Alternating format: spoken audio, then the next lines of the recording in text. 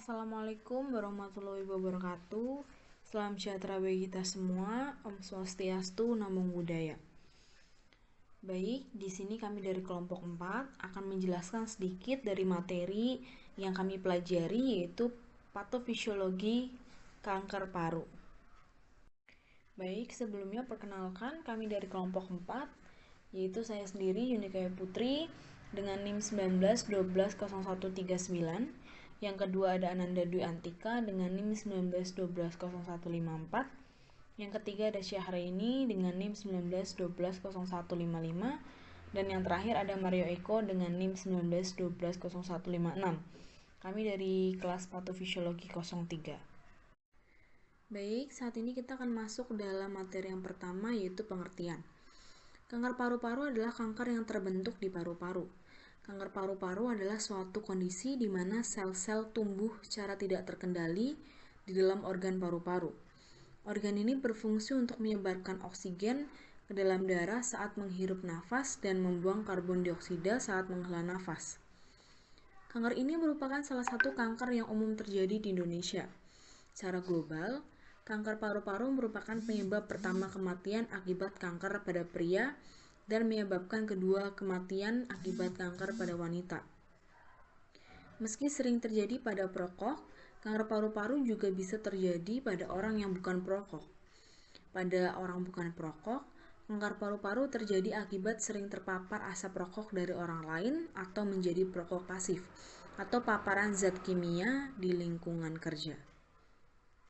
Selanjutnya kita masuk pada patofisiologi kanker paru. Kanker paru dimulai oleh aktivitas onkogen dan aktivitas gen supresor tumor. Onkogen merupakan gen yang membantu sel-sel tumbuh dan membelah, serta diyakini sebagai penyebab seseorang untuk terkena kanker.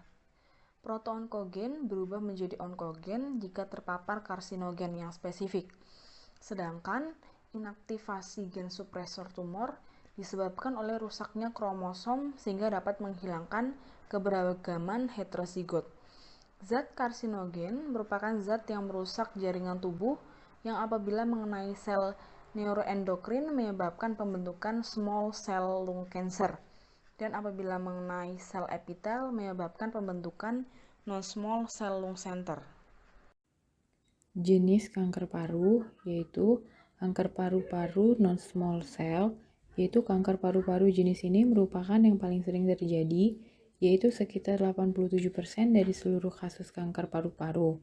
Jenis ini memiliki 3 tipe utama, yaitu adenokarsinoma, karsinoma sel squamosa, dan large cell karsinoma. Yang kedua, kanker paru-paru small cell, yaitu kanker paru-paru jenis ini jarang terjadi. Berbeda dengan kanker paru-paru non-small cell, kanker paru-paru small cell dapat menyebar dengan sangat cepat. Sebagian besar kasus kanker paru jenis ini disebabkan oleh kebiasaan merokok. Penyebab dan gejala kanker paru-paru.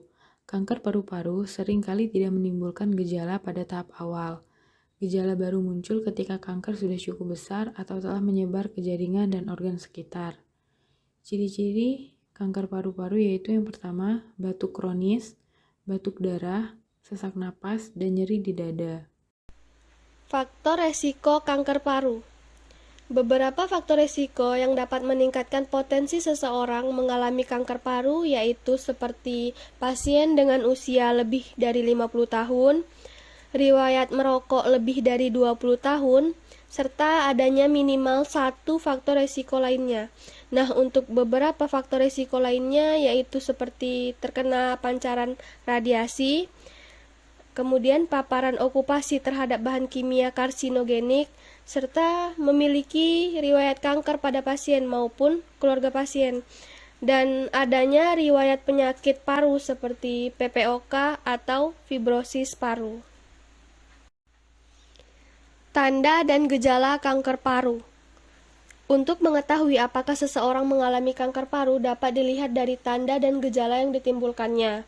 Nah, gejala yang ditimbulkan dapat terbagi menjadi 2, yaitu gejala klinis sistemik dan gejala yang berkaitan dengan gangguan neurologis. Gejala klinis sistemik dapat terlihat dari adanya penurunan berat badan dalam waktu yang singkat, nafsu makan yang menurun, serta demam yang hilang timbul. Sedangkan untuk gejala yang berkaitan dengan gangguan neurologis dapat terlihat dari adanya sakit kepala, lemah, serta metastasis ke otak atau tulang belakang. Selanjutnya itu diagnosis. Untuk mengetahui diagnosis kanker paru-paru, dokter akan mengawali pemeriksaan dengan melakukan tanya jawab mengenai gejala, riwayat kesehatan pasien dan keluarga, serta gaya hidup pasien. Selain itu, dokter akan melakukan pemeriksaan fisik pada pasien, terutama pada saluran pernapasan. Pemeriksaan ini dilakukan dengan menggunakan saluran nafas menggunakan stetoskop. Selanjutnya, untuk menetapkan diagnosis, dokter juga akan melakukan beberapa pemeriksaan. Yang pertama, ultrasound dada untuk melihat lokasi kelainan dan kondisi tumor di paru-paru. Selanjutnya, CT scan atau MRI untuk mengetahui ukuran dan letak tumor secara lebih detail, serta melihat kondisi jaringan lain di sekitar organ paru-paru.